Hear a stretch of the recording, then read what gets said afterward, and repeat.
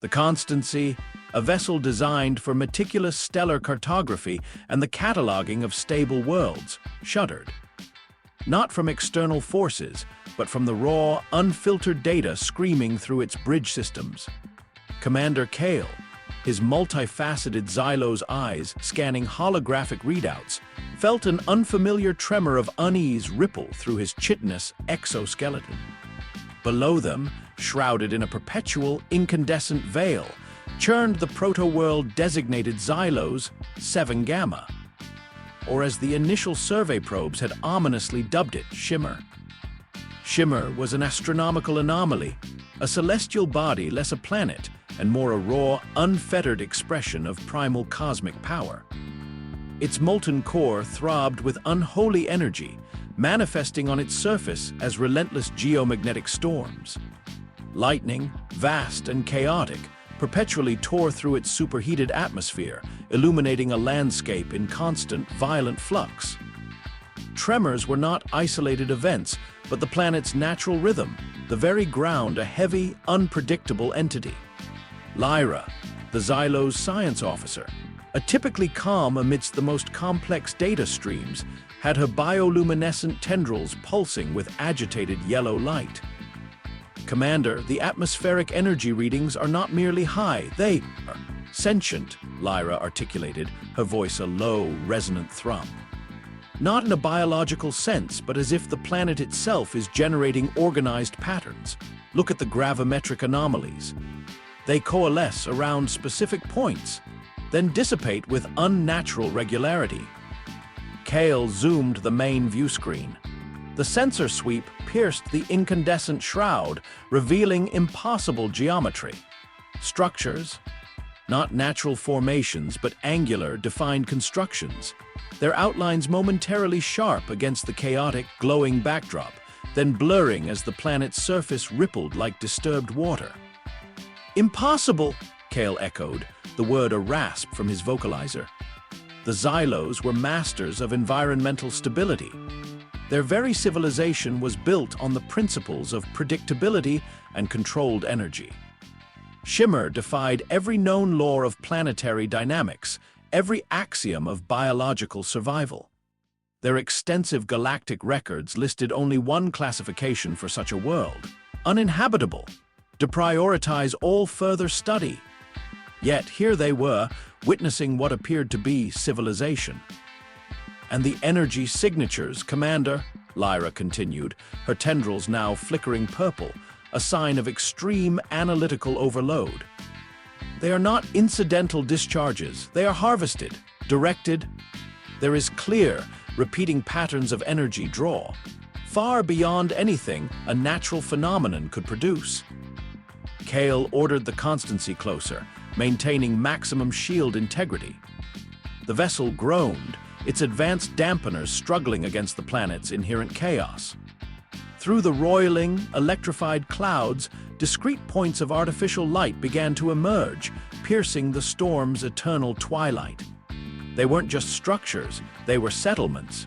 And as the Constancy's high-resolution scanners locked on, they detected movement. Legions of small bipedal forms. "Commander," Lyra's voice was barely a whisper, her tendrils now a frantic, pulsing red. "Biological signatures, thousands, and they are human." Silence, thick and absolute, descended upon the bridge. Kale's multifaceted eyes flickered through his internal data banks. Humans, the relatively nascent species, barely a few centuries out of their home system. Known for their volatile emotions, their surprising tenacity, but fundamentally, physically vulnerable. Their biology was soft, carbon-based, highly susceptible to even mild radiation, let alone a world where the very air was a charged particle field, where the ground shifted constantly beneath their feet, and where geological disruptions manifested as miniature, localized apocalypse. How could humans survive here, let alone thrive? "Set us down," Kale commanded, his voice regaining its usual controlled resonance. "Find the largest discernible settlement, prepare an exploratory team, full environmental containment suits. We are to observe, and under no circumstances initiate contact until the nature of these beings is fully understood. The descent was agonizing. The Constancy's hull resonated with the planet's thunderous roar, its energy dampeners working overtime to repel the constant electrical discharges. As they broke through the densest cloud layer, a truly unbelievable sight unfolded below. Not a barren, blasted landscape, but a network of gleaming, metallic structures, some impossibly tall, others low and wide, all interlinked by pathways that seemed to shift and reconfigure. They were like living constructions, adapting to the planet's violent convulsions. Greenery, vibrant and alien, flourished in patches where no life should have existed. Rivers of what appeared to be liquid metal flowed between craggy, shifting plateaus, illuminated by the ceaseless lightning. And everywhere, those bipedal forms. Humans, moving about, seemingly unconcerned amidst the raging fury of shimmer. They wore no visible protective gear. No bulky suits, no rebreathers, no external dampeners. They breathed the charged air as if it were a gentle breeze, navigated the unstable terrain with a fluid, natural grace. The Constancy settled onto a wide, flat plateau that had, moments before, been a jagged rock formation, now smoothed and stabilized by unknown means. The moment their landing skids touched the metallic ground, the local geomagnetic interference, which had been threatening to fry the Constancy's sensitive systems, abruptly stabilized. It was as if the very planet had quieted in deference to their arrival. The Xylo's landing ramp extended, hissing as the internal atmosphere equalized. Commander Kale, followed by Lyra and a small security contingent, stepped out onto the metallic surface. Their environmental suits, designed to withstand the crushing pressures of gas giants and the searing temperatures of stellar photospheres, felt heavy and cumbersome. Yet they were a necessity. Even through the suit's advanced filtration systems, Kale could feel the crackle of energy in the air, the subtle vibration of the ground, the distant rumble of a subterranean convulsion. Then he saw them, a group of humans emerging from the nearest settlement. They weren't running, they weren't hiding. They were walking, calmly, towards the colossal Xylo's vessel. Their faces were open, curious. One individual, taller than the rest, with eyes that seemed to reflect the very lightning of shimmer, stepped forward. This human wore simple, practical clothing woven from some iridescent, tough fiber.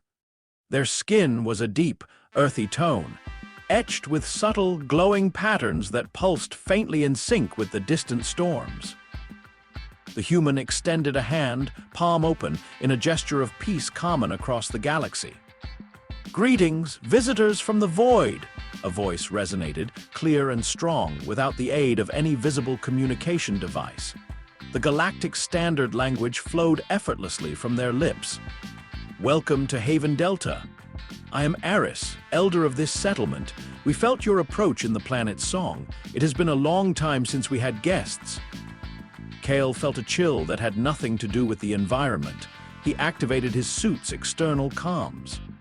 "Commander Kale of the Xylo's stellar cartography vessel the Constancy," he stated, his voice muffled by the suit's translator. "This world, it is classified as uninhabitable. How are you here?" "Without protection." Eris offered a small, knowing smile. The glowing patterns on their skin brightened momentarily. "Protection?" Eris's gaze swept over Kale's heavy suit. "Oh, we have plenty of that. It just looks a little different for us. As for uninhabitable, that's a label applied by those who haven't learned to listen to the planet. We've been here for 4 generations. We learned to listen." More humans approached, including children. They moved with an unsettling fluidity, their bare feet seemingly gripping the metallic ground even as it minutely shifted.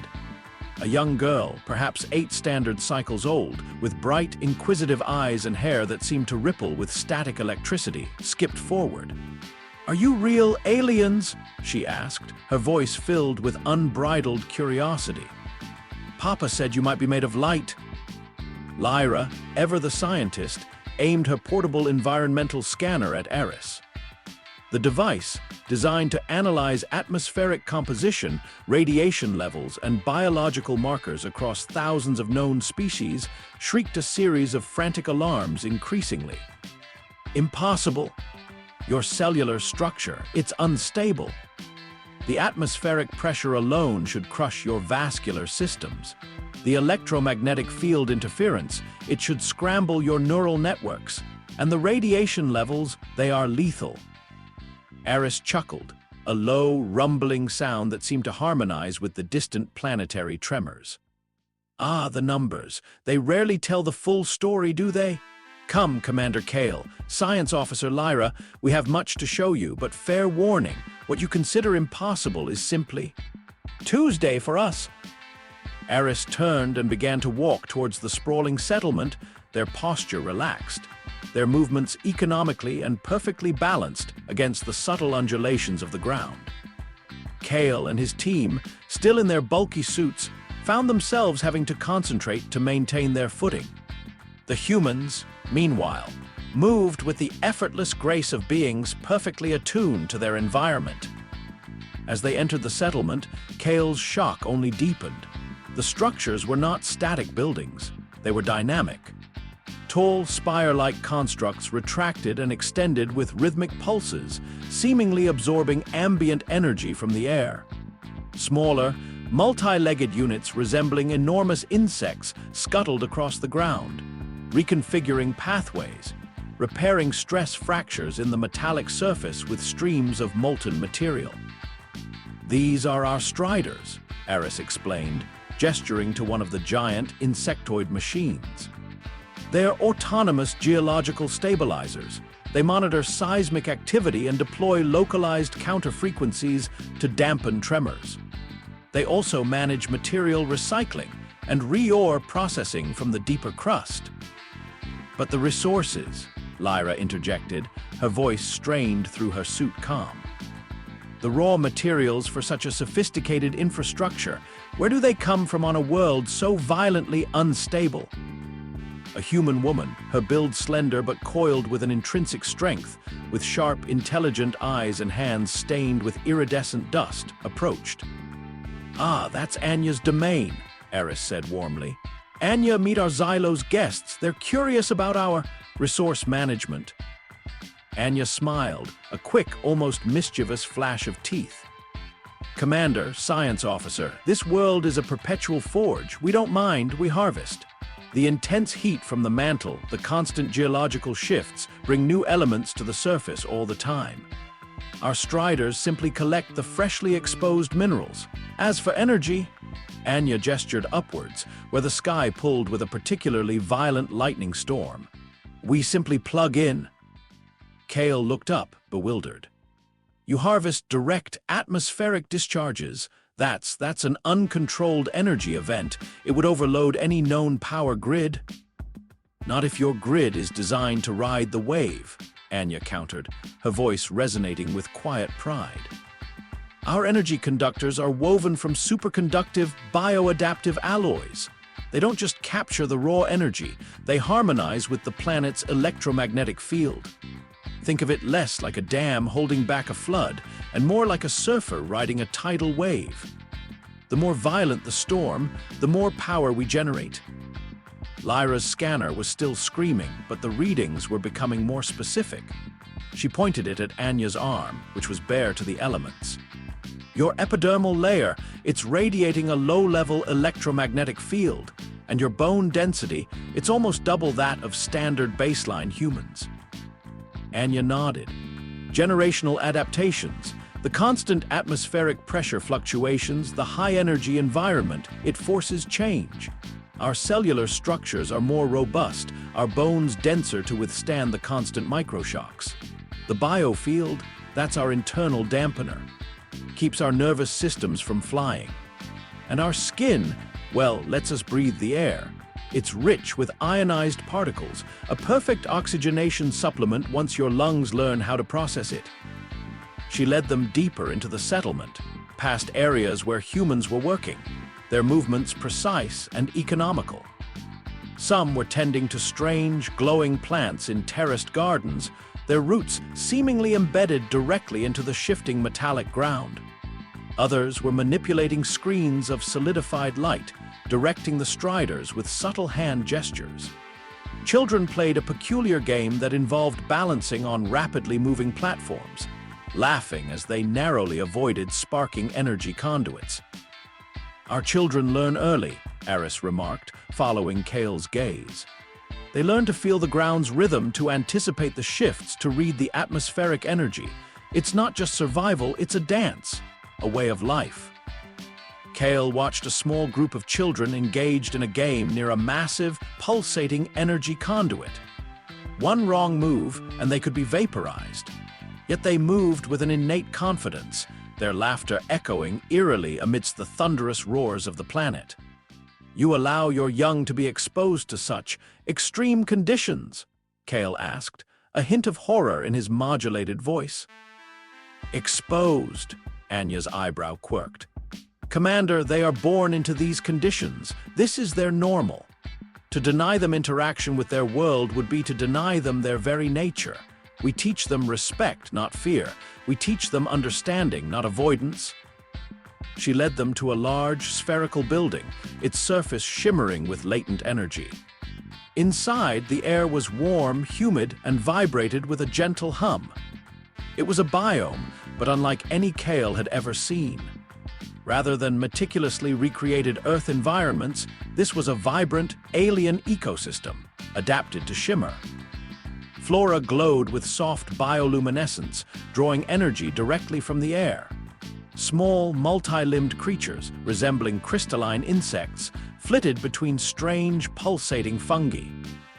"This is our vivarium," Anya explained, her voice softening. "Where we cultivate new life forms, bioengineered to thrive in Shimmer's specific conditions, and where we study the genetic adaptations we encourage within our own population." Lyra's multifaceted eyes widened in dawning horror. "You engineer yourselves. You deliberately alter your own genetic structure."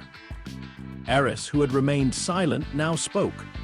"We guide our evolution, science officer. The first generation of colonists, those who crash-landed here, faced an impossible choice: perish or become something new. They chose the latter. They embraced the planet, allowing its energies to reshape them. Subsequent generations born here were naturally more attuned. And we, in turn, have meticulously studied those natural adaptations, identifying the most beneficial traits and promoting their propagation." "Natural evolution takes millennia," Lyra stammered, her tendrils twitching erratically. "Biological modification is ethically fraught." "When your very existence is fraught, you learn to redefine ethics," Eris replied calmly. "We don't modify in the sense of forced alteration. We nurture, we understand, we accelerate. We are becoming what this world demands we be: stronger, more resilient, more connected." Kale looked at the human elder, at the pulsing patterns on their skin, at the serene confidence in their eyes. He had come here expecting to find remnants, a lost cause, a tragedy. Instead, he found life, vibrant and audacious, thriving in a place that defied all logic. They had not merely survived the impossible. They had embraced it, woven it into the fabric of their very being. As the commander and his team were led further, towards what Eris called the resonance chamber where the humans monitored the deepest planetary energies, Kale's internal processors whirred. This was not just a colony. This was a crucible. And the humans within it were not just inhabitants, they were becoming something else entirely. Something utterly, astonishingly unprecedented. His people had always seen humans as a volatile, yet ultimately limited species. Looking at Haven Delta, Kale began to wonder if the entire galactic consensus was gravely, fundamentally flawed. The tour had only just begun, and the impossible continued to unfurl before his disbelieving eyes. The resonance chamber pulsed with an almost imperceptible hum, a low thrum that vibrated through Kale's suit, rattling the very bones of his exoskeleton. Inside, the atmosphere, despite the chamber's apparent seal, felt alive, thrumming with raw, directed energy. Lights, impossibly bright and ever-shifting, danced across the chamber's curved walls, reflecting off complex crystalline structures that seemed to grow organically from the floor and ceiling. Commander Kale, his multifaceted Xylo's eyes struggling to process the chaotic visual input, felt a dizzying disorientation. Lyra, beside him, emitted a low, distressed chitter through her internal comms. "Commander, the energy signatures in here are a living storm." Lyra's voice was strained, her tendrils twitching. "Every known frequency is present, overlapping, interweaving. It overwhelms my optical processing. My internal dampeners are at their limit. How can they exist in this?"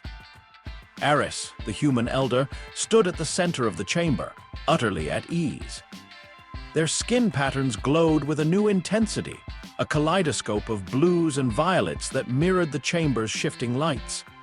Several other humans, young and old, moved about, their movements fluid, almost like dancers, amidst the riot of light and energy. A human child, no older than 4 standard cycles, laughed as a wave of electromagnetic energy washed over them, their tiny hands reaching out as if to embrace it. "This is where we truly commune with Shimmer," Eris's voice, unmodulated by any device, resonated with a clarity that cut through the sensory cacophony.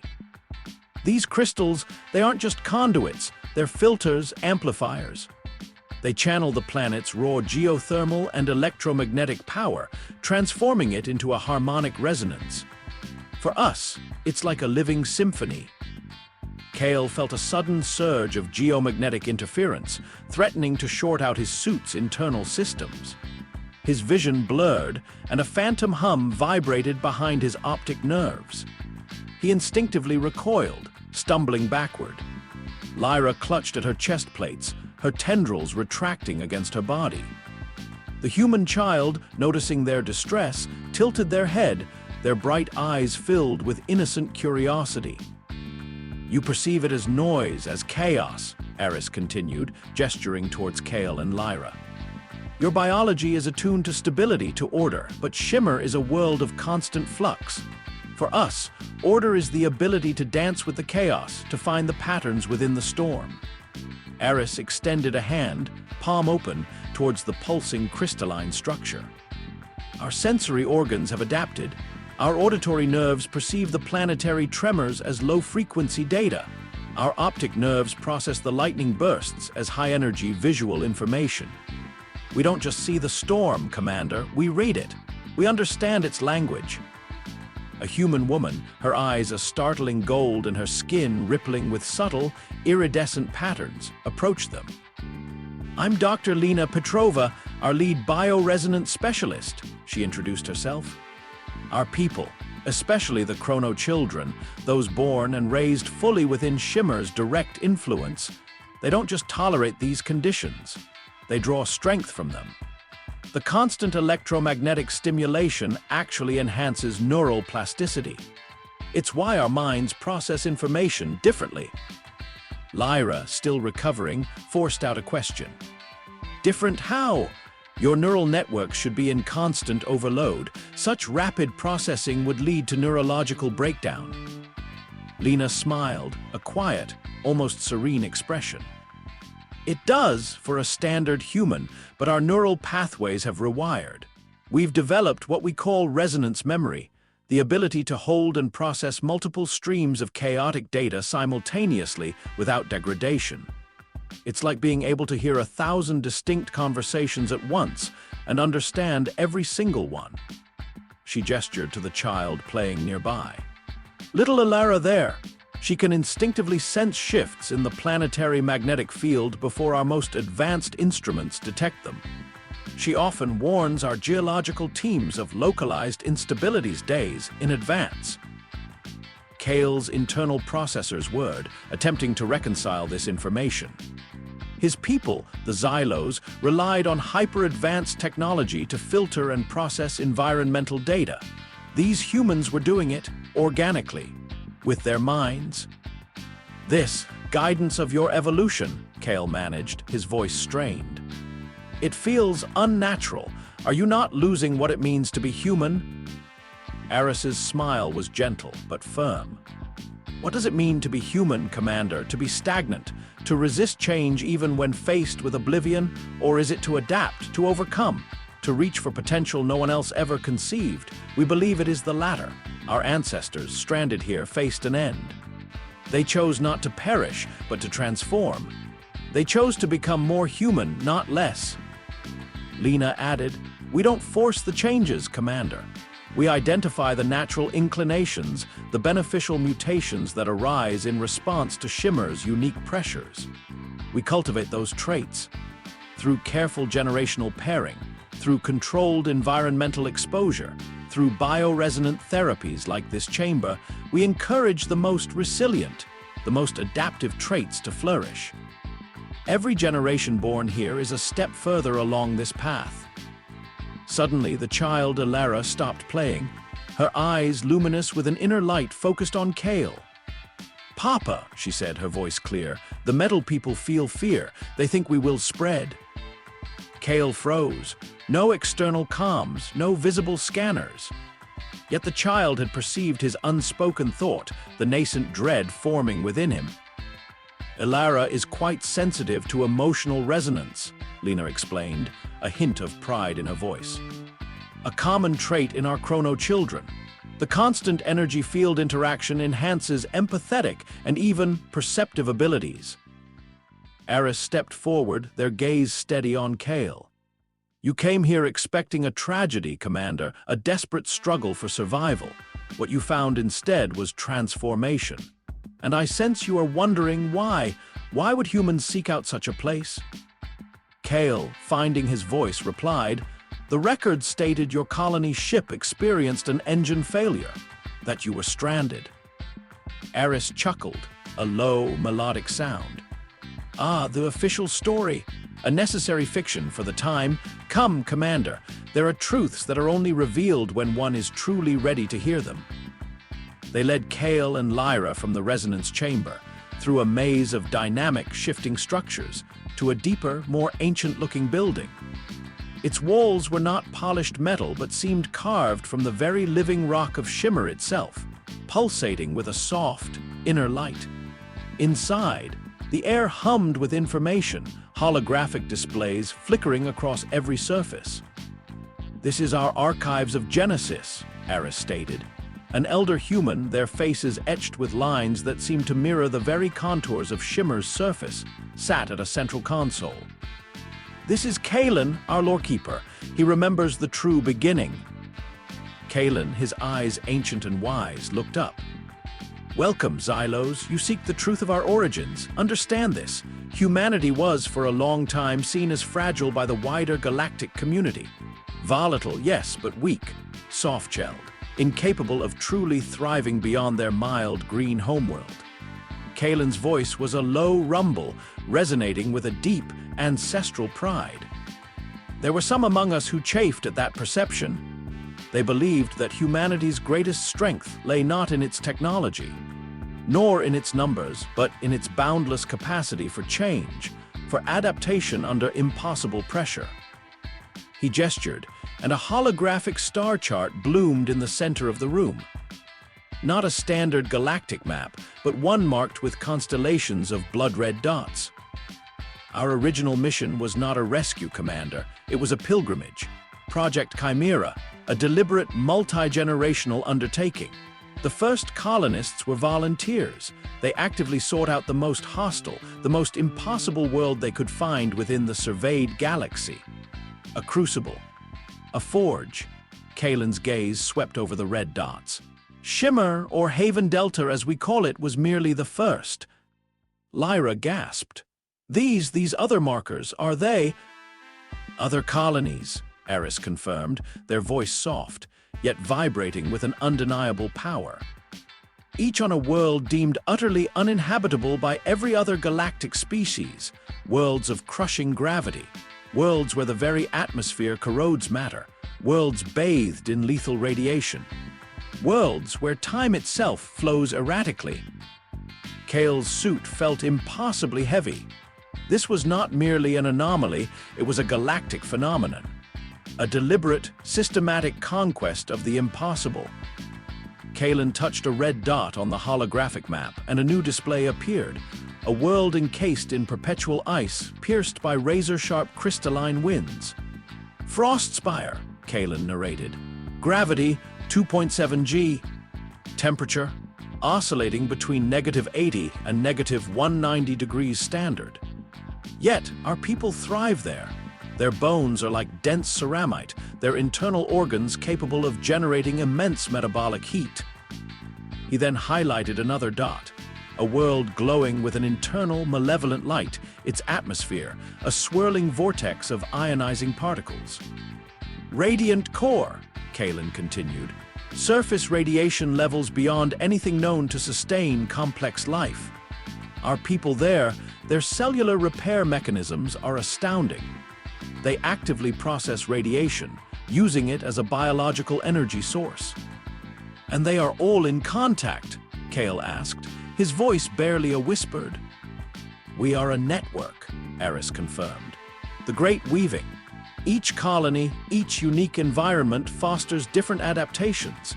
We share our knowledge, our breakthroughs in bioengineering, our insights into pushing the boundaries of human biology. A human born on Frostspire can now survive for short periods on Shimmer. A radiant core human can work in the deepest, most irradiated tunnels of our world. We are not just adapting to a single environment, we are forging a multifaceted species capable of inhabiting any environment. Lena joined them, her golden eyes gleaming with an almost zealous light.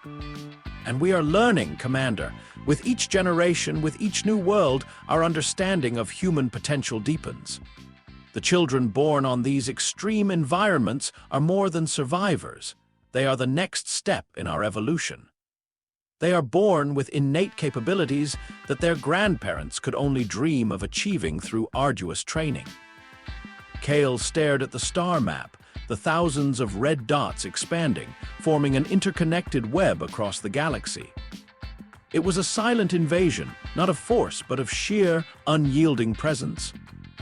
What happens? Kale asked, a chill entering his voice that went beyond the suit's cooling systems. When you run out of these impossible worlds? Eris and Kalen exchanged a look that was both profound and utterly unnerving. Commander, Eris said, their voice resonating with a quiet intensity, the universe is vast. There are worlds that defy not just biology, but the very laws of physics as you understand them. Worlds where time flows differently in different regions.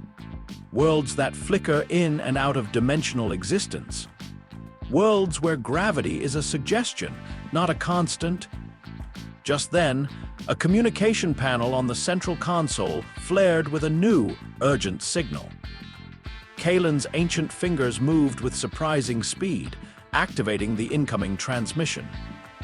A voice, distorted by immense spatial distances and unknown physical phenomena, crackled through the chamber. This is Survey Probe Odyssey Gamma 7. Priority message. We have located the Nexus anomaly. System designated Void's Edge. Planet Umbra Prime, its surface is a constant event horizon flux. Gravity oscillations in excess of 500 GTK per cycle. Time dilation fields are extreme. There are reports of matter existing in unstable states. We need volunteers for the ultimate test. Kale's Xylo's biology, designed for endurance, wavered.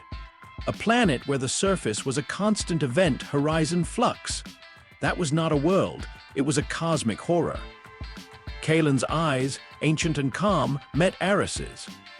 Eris's glowing skin patterns pulsed once, a single resolute beat. Lorekeeper, Eris's voice was steady, resonant with an ancient challenge. Send the message. Tell them we are ready. The sound of the Nexus anomaly's distress signal faded, replaced by Eris's unwavering declaration. Kale watched, frozen, as Kalen's gnarled fingers began typing a reply, eyes fixed on the distant red dot, the ultimate, impossible challenge. Humanity was not just adapting to the impossible. They were actively, eagerly seeking it out, and they were just getting started. The voice from the communication panel, distorted by unimaginable spatial and temporal distances, had faded, but its chilling implications resonated in the ancient stone chamber. A star system where planets orbit through multiple dimensions. Environments shift between realities. We need volunteers for the most challenging colony mission ever attempted. Commander Kale's multifaceted eyes were fixed on the red dot that had pulsed on Kalen's holographic map, Umbra Prime. Not just uninhabitable, but impossible. A place where the very fabric of existence was fundamentally unstable. Lyra, the Xylo's science officer, struggled to articulate her distress. "Commander," she chittered, her tendrils twitching, "our theoretical models categorize such phenomena as reality singularities. They are not environments. They are cosmic anomalies, unpredictable, chaotic beyond measure. No organic life, no matter how adaptive, could maintain coherence within a space where causality itself is fluid." Eris, the human elder, stood serene amidst the Xylos' agitation.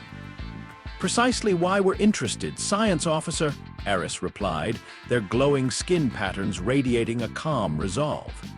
"The greater the impossible, the greater the potential for growth." Kalen, the lorekeeper, leaned forward, his ancient eyes alight. Project Pioneer was never merely about surviving harsh conditions.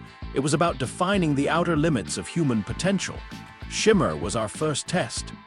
Frostspire, Radiant Core, the high-gravity Forge worlds were the proving grounds.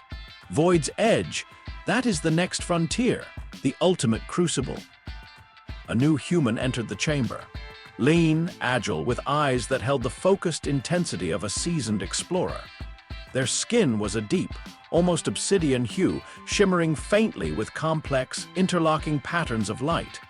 "The advance team is ready, Elder," the human stated, their voice a low, resonant baritone. "Captain Elara Vance reporting for final brief." Kale felt a jolt. Elara, the child from the resonance chamber. She had grown, not merely in years, but in presence. Her body, even though her simple, practical clothing exuded an almost liquid strength, a coiled readiness. "Captain Vance, these are our guests, Commander Kale and Science Officer Lyra of the Xylos," Eris introduced. "They are seeking to understand our unique approach to galactic expansion." Elara's gaze swept over the Xylos, curious but unwavering. "Understandable. Most species look at Umbra Prime and see an end. We see a beginning." She turned to the holographic map, touching the pulsing red dot. Void's Edge. Its core problem isn't just extreme conditions, it's inconsistent conditions. The surface of Umbra Prime constantly shifts through localized event horizons. Gravimetric forces fluctuate wildly from 0 point to over 500 times standard Earth gravity. Time dilation fields mean a minute here could be a day or a millisecond there. Matter itself destabilizes, flickering in and out of existence. Lyra's multifaceted eyes whirred, processing the data. "That is a total downfall. To even approach such a system would require temporal distortion fields and gravitational dampeners beyond any known technology." Elara smiled, a flash of white against her dark skin. "Not if the technology is us. Our team is composed of the best of the Great Weaving. We have personnel from Frostspire, who can withstand extreme gravitational forces. Their bone density and muscle mass allow them to operate where other species would be crushed flat." A new holographic display popped up, showing images of the humans from Frostspire, their bodies robust, their movements impossibly strong. "We have Radiant Core adaptives, whose cellular structures actively integrate and neutralize exotic radiation, turning it into biological energy. They'll be able to navigate the event horizon fluxes without cellular degradation." Images of glowing, almost translucent humans from Radiant Core appeared, their forms shimmering with contained energy. "And from Shimmer," Elara continued, her hand sweeping over her own body where the light patterns intensified, "we bring our temporal and spatial resonance. We are attuned to shifting realities. Our nervous systems have learned to process inconsistent causality. The very chaos of Umbra Prime will, for us, become a navigable current. Kale felt a creeping dread. These humans weren't just surviving, they were synthesizing new forms of existence. They were like a biological amalgam of the universe's harshest environments, weaponized into a force of exploration. But even with these adaptations, Kale ventured, the logistical challenges, the supplies, the equipment, the sheer duration of the mission given the time dilation. We've accounted for that, Lena Petrova, the bioresonance specialist, interjected as she entered the chamber, holding a datapad. Our colony ship, the Pioneer 7, is designed with adaptive materializing technology, utilizing the unstable matter of Umbra Prime. It doesn't carry supplies, it generates them from the environment. Our bioprinters will convert unstable particle fields into nutrient paste, into breathable air, into replacement parts for the ship. We will consume the impossible and turn it into sustenance. But that's a theoretical concept, Lyra protested, her voice rising in pitch. Such technology would require energy input orders of magnitude beyond even a stellar core. And Umbra Prime is a stellar core of sorts, Ilara countered calmly. It's raw, unfettered cosmic power. We simply need to learn to ride its waves. That's where the Shimmerborn come in. Our biofield generation and resonance memory will allow us to interface directly with the planet's unique physics, guiding the materialization process. Kalen the Lorekeeper added, this mission is not just about establishing a colony, it's about creating a living laboratory. Every temporal anomaly, every gravimetric surge, every dimensional shift, it will be data.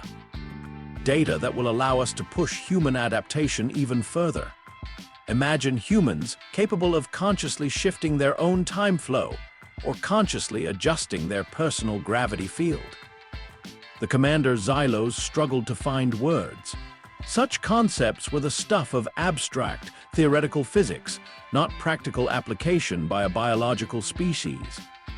Yet these humans spoke of it as casually as discussing a weather forecast. When does this mission launch? Kale asked, his voice unexpectedly hoarse. Within the local hour, Ilara stated.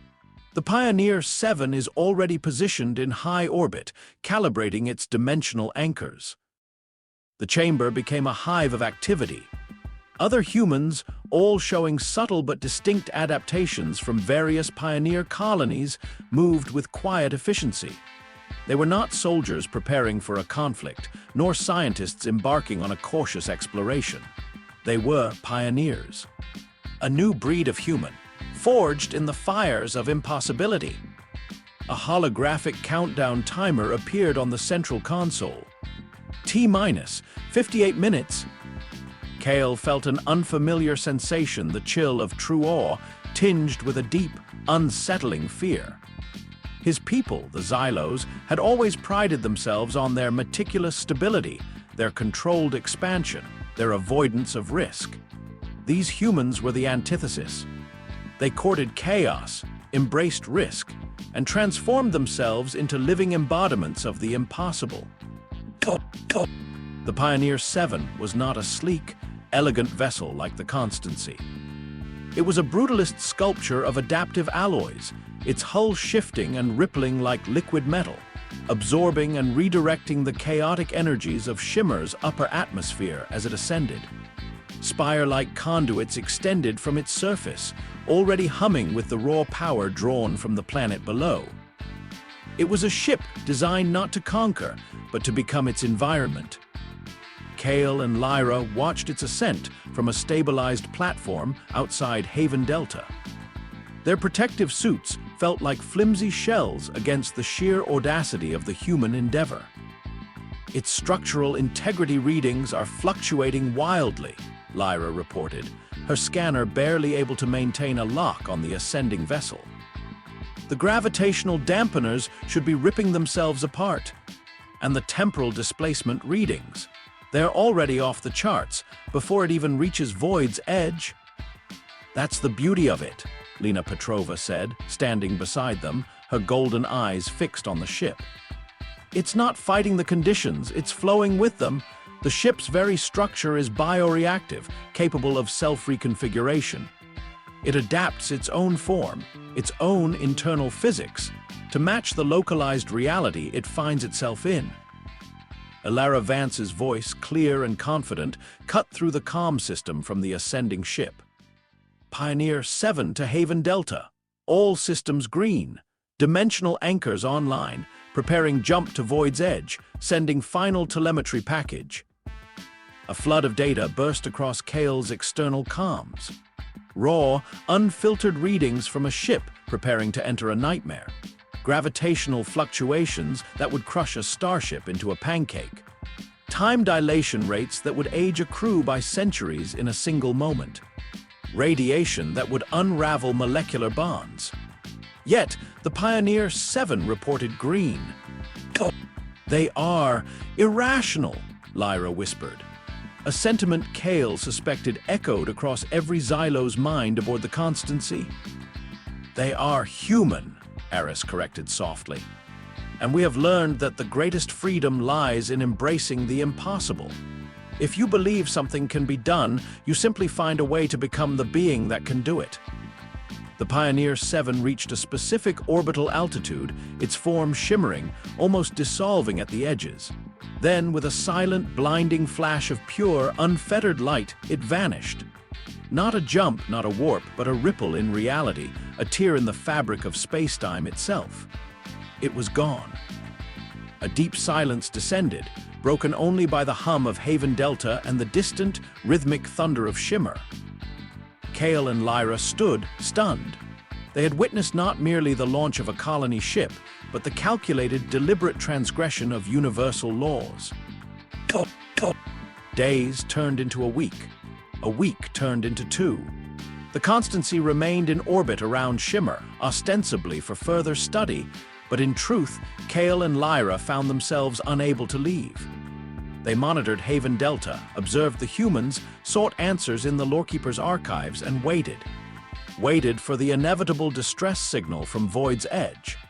Waited for confirmation that humanity, finally, had reached its limit. Then, on the 15th Standard Day, a signal flickered through Haven Delta's communication center. It was faint, distorted by immense distances and complex temporal interference, but it was there. And it was steady. Kale and Lyra, rushing into the center, found Steve Walsh, the young human communications officer, hunched over his makeshift console, a triumphant grin on his face. "They made it," Steve breathed, eyes shining. "First contact from Umbra Prime. They're calling it the Citadel of Whispers." The communication system struggled, static crackling like miniature lightning. But then, a voice, Elara Vance's, unmistakably cut through the interference. Pioneer 7 to Haven Delta. Initial reports. "We're here. Environment chaotic as expected. Surface fluctuations are extreme but manageable. The temporal shifts are intense, but our Shimmer-born crew members are adapting faster than anticipated. We've established a primary anchor point."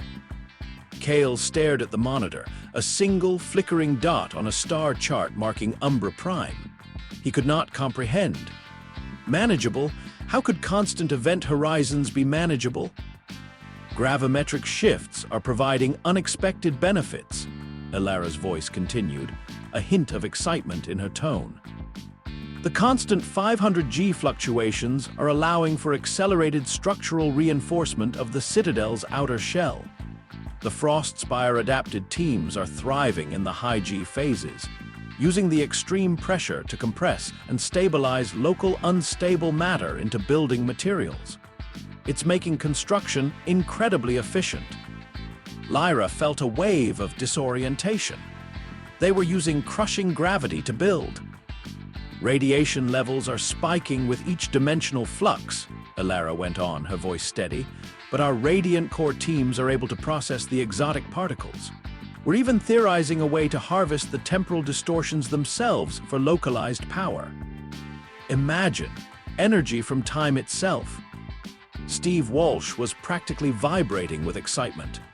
"Did you hear that, Commander? Energy from time?" Kale could only nod, numb. His mind reeled. These were not mere survivors. These were architects of reality. They were not merely adapting to impossible conditions. They were repurposing them, transforming the universe's most extreme phenomena into resources. The greatest challenge so far, Alara's voice admitted, a hint of dry humor in her tone, is managing the echoes. Sometimes we perceive faint reflections of alternate realities within our sector, ghost images of other possibilities. We're working on filtering them out for clarity, but it's fascinating. The children born here are already starting to develop what we call multi-perceptual abilities. They see the echoes more clearly than the adults. Multi-perceptual abilities. Children born with the capacity to perceive alternate realities. Kale felt his chitinous plates tingle. Humanity was not merely evolving, it was branching out, expanding its very sensory and cognitive framework to encompass dimensions previously unknown, untouched. Any contact with indigenous life forms? Steve asked, a note of youthful eagerness in his voice.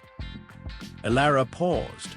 A brief, almost imperceptible silence filled only with the crackle of distant reality flux. Negative on indigenous life forms so far, Steve. Just raw potential. We're laying the foundation. We'll establish sustainable population within the next few cycles. Umbra Prime will become a thriving human world. Over and out. The signal died. Steve turned to Kale and Lyra, his face beaming. Another one, just like that. They said it was impossible, but we did it. Kale turned slowly to Lyra. Her tendrils were retracted, her bioluminescent patterns dimmed to a dull, almost gray hue. She looked utterly stunned. They are not a species, Commander, Lyra whispered, her voice devoid of its usual scientific rigor. They are a force. They do not find worlds to inhabit, they make worlds inhabitable.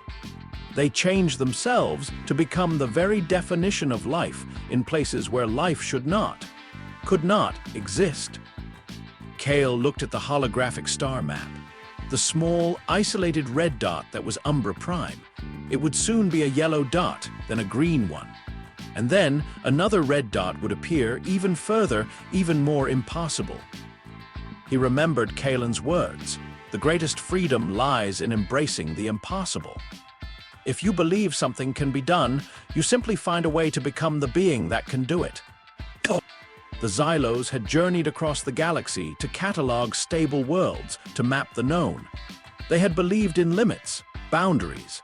But humanity saw only challenges. And in overcoming those challenges, they were not just expanding their territory, they were expanding the very definition of what it meant to exist. They were not colonizing the galaxy, they were redefining it.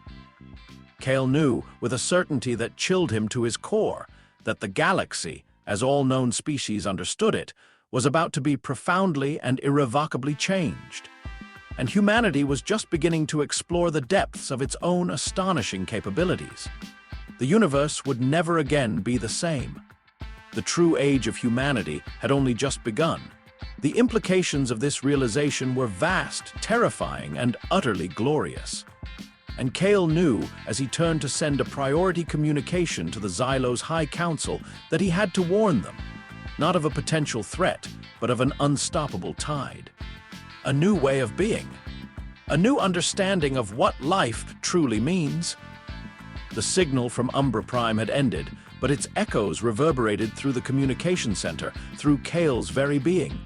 Manageable, thriving, energy from time itself. Steve Walsh's triumphant grin was a beacon of impossible joy, an innocent manifestation of a galactic paradigm shift.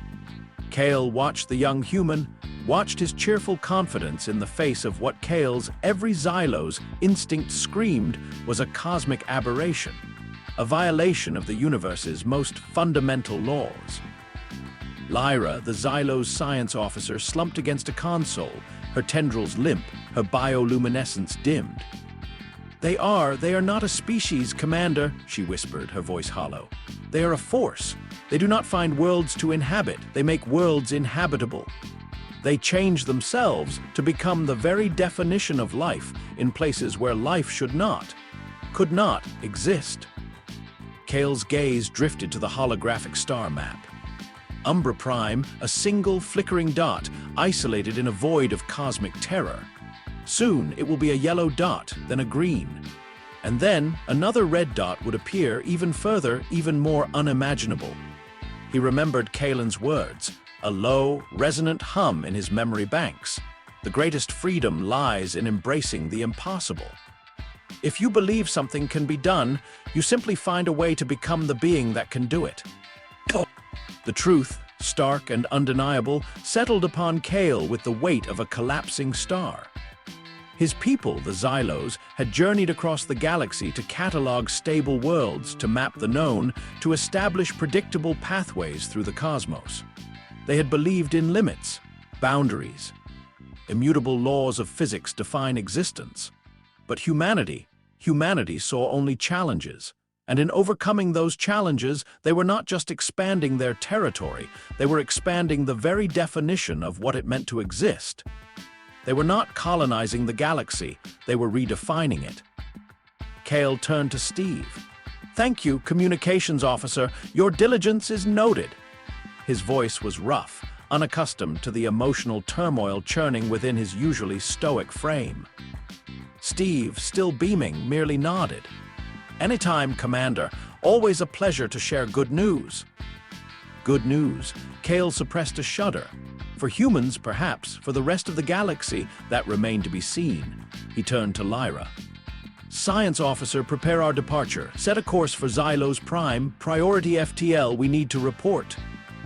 Lyra pushed herself from the console, her movements sluggish, as if physically burdened by the revelation. "Commander, what will you tell them?" Kale looked back at the holographic map, at the expanding network of impossible human worlds. "The truth," he said, the word tasting like ash in his vocalizer. "The unvarnished, terrifying truth." The departure of the Constancy from Shimmer was unlike its arrival. There was no awestruck descent, no cautious landing. This time, the Xylos vessel ascended with a desperate urgency, as if fleeing a place that had revealed too much. From orbit, Haven Delta glowed faintly through the roiling clouds, a tiny beacon of life on a world that should have scoured it clean. Kale watched it recede on the viewscreen, his internal processors attempting to categorize the phenomena he had witnessed. Colony felt insufficient. Civilization felt incomplete. Evolutionary catalyst felt closer, but still missed the core audacity. He spent the entirety of the FTL journey back to Xylos Prime in the ship's data core, compiling his report. It was a painstaking process, filtering out his own shock, stripping away the emotional impact, and presenting only the raw, undeniable facts. Readings, simulations, and the chillingly serene human explanations. He knew it would be insufficient. No amount of data could prepare the Xylos High Council for what he was about to tell them.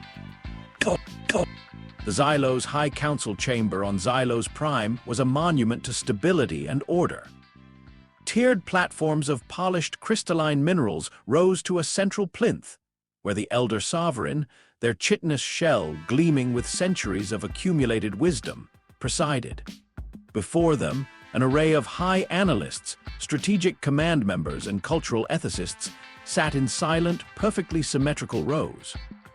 The air was cool, filtered, and precisely regulated, a stark contrast to the living chaos of Shimmer.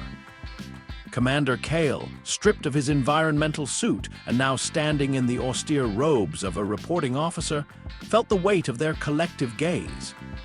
He began his report, his voice clear and resonant, his prepared words precise. The spoke of the anomaly of Shimmer, the impossible energy signatures, the discovery of human life. He presented Lyra's initial sensor readings, the impossible biological markers, the casual ease with which humans navigated a truly hostile environment. He paused, allowing the data to sink in. Holographic projections flickered across the chamber, showing Haven Delta in its raw, dynamic glory. The shifting structures, the bioreactive alloys, the humans themselves moving like spirits of the storm. A low, collective murmur rippled through the council. Disbelief was evident in the subtle shifts of their chitinous plates, the agitated flickers of their multifaceted eyes. "Commander Kale," the Elder Sovereign's voice, a deep, resonating hum, finally broke the silence. "Your report details anomalies that contradict millennia of observed galactic biology and astrophysics. Are you suggesting that these humans have somehow violated the natural order?" "Sovereign," Kale replied, his gaze unwavering, "they have redefined it. They do not violate the natural order, they embody a new facet of it. They do not fight their environment, they merge with it. They do not survive, they transform." He brought forth the next set of data: the medical center, Dr. Lisa Grant, and the chillingly nonchalant demonstration by Pete Sullivan and the radioactive liquid. He showed the adapted flora and fauna, the weaponization of the planet's dangers. He explained Project Chimera, the deliberate, multi-generational effort to forge a new human.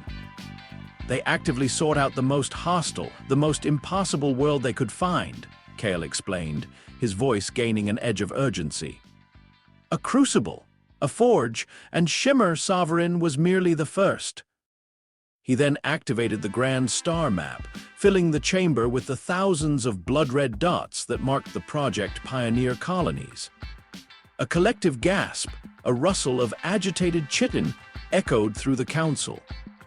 "Frost Spire," Kale narrated, the image of the ice world appearing beside the map. "Humans with bone density like ceramite, generating immense metabolic heat. Radiant core," he continued, shifting to the radiation-soaked planet. "Humans whose cells process lethal radiation as a biological energy source. The high-gravity forges, a world of crushing pressures. Humans whose very musculature and skeletal structure defy universal physics." Lyra stepped forward, her voice, though still tinged with residual awe, now imbued with scientific authority. "Sovereign, with all due respect, Commander Kale's observations are consistent with our captured data. We analyzed their genetic markers, their cellular structures, their atmospheric and gravimetric adaptations.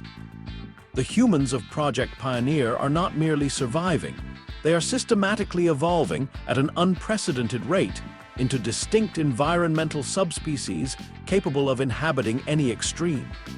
And they are sharing these adaptations, creating a multifaceted species capable of inhabiting any environment." The silence that followed was different now. Not skepticism, but a dawning, terrible understanding. "They are creating a species that can live anywhere," an incredulous high analyst finally asked. "Anywhere they have discovered so far," Kale corrected. He then brought up the final, most devastating piece of information: the Umbra Prime mission. The Void's Edge, a planet described as a reality singularity, where event horizons fluctuated, gravity oscillated wildly, and time itself flowed inconsistently. He played the audio recording of Captain Alara Vance's first report from Umbra Prime. Her calm, confident voice describing the chaotic but manageable environment, using crushing gravity to build, processing exotic radiation, and theorizing energy from time itself. The Elder Sovereign's multifaceted eyes, which had remained largely impassive throughout the report, now flickered with rapid, agitated movements. "They are utilizing temporal distortions as a power source." The Sovereign's voice was barely a whisper. "They are breeding children with multi-perceptual abilities to navigate alternate realities." "Yes, Sovereign," Kale confirmed. "And they are not merely reacting to these challenges, they are actively seeking them out. The call for volunteers for the Umbra Prime mission received a waiting list. They are pushing the boundaries of what is possible, not for conquest, but for the inherent challenge of it. Their philosophy, as stated by their lorekeeper, is to become the being that can do it." A profound stillness settled upon the chamber. The Xylos, a species that had always valued stability above all else, were confronted with a force of dynamic, relentless change. They had always believed in the inherent limitations of biological life, the ironclad laws of the cosmos. Humanity had shattered those beliefs with a cheerful smile and a bare hand dipped in a radiation bath. The elder sovereign rose from the central plinth, their movements slow and deliberate. "Commander Kale, Science Officer Lyra," their voice resonated, now imbued with a solemn gravity. "Your report is unprecedented. We thank you for your forthrightness, however disturbing the implications." The sovereign turned to address the full council. "This information cannot be contained. The galactic community must be appreciated. But how? How do we convey this? How do we explain a species that defies every known axiom of life?" A high analyst, known for his strategic acumen, spoke, his voice unusually strained. "Sovereign, if this is true, then humanity is not merely another rising power. They are a fundamental redefinition of galactic existence. Other species seek out habitable worlds and, if necessary, reshape them. Humanity reshapes themselves. They will not fight for territory, they will simply become the territory. There is no defense against a species that can live anywhere." A shudder rippled through the council. They understood now. This was not a military threat to be countered, nor an economic rival to be managed. This was a force of nature, untamed and accelerating. News of Project Pioneer, initially dismissed as a fringe theory or exaggerated xenomorphic report, began to disseminate through the Galactic Council. Kale's comprehensive data, meticulously corroborated by Lyra's analytical prowess, accompanied by visual logs and even samples of shimmer-adapted human tissue, forced the issue. Reactions across the galaxy varied, but rarely strayed from the spectrum of disbelief, apprehension, and outright alarm. The insectoid Cathar, renowned for their rigid biological casts and abhorrence of genetic alteration, called for humanity's immediate containment. The crystalline Velar, who understood the universe through predictable energy signatures, simply couldn't process the concept of a species that thrived on chaos. The sprawling, empathic collectives of the Scylla felt a deep, unsettling fear at the thought of being so utterly unbound by conventional limitations. Most species saw humanity not as an invading fleet, but as an existential question mark. How do you negotiate with a species that, when faced with an obstacle, simply changes itself to pass through it? How do you defend against a population that finds a black hole's event, horizon, an interesting challenge? Humanity, for its part, remained oblivious or indifferent to the galactic consternation. Back on Shimmer, life at Haven Delta continued its vibrant, dynamic course. New structures rose and retracted, striders hummed, children played their dangerous games. And, in the Lorekeeper's archives of Genesis, Kalen continued to log the growing number of green dots on the star map, each representing a successfully established colony on a world deemed utterly impossible. One cycle after the successful Umbra Prime mission, a new priority message came through the Great Weaving. It originated from an exploratory probe at the very edge of the known galaxy, beyond the charted sectors. "This is Pathfinder Probe Infinity Apex," a voice, raw with awe and static, crackled through the comms. "We have located the Echoed Nebula. Initial scans confirm a region of space where realities fold in on themselves. We're detecting impossible geometries, shifting physical constants, and faint echoes of consciousness. A truly unprecedented environment, beyond anything we've encountered." Kalen, his ancient eyes gleaming, typed a response.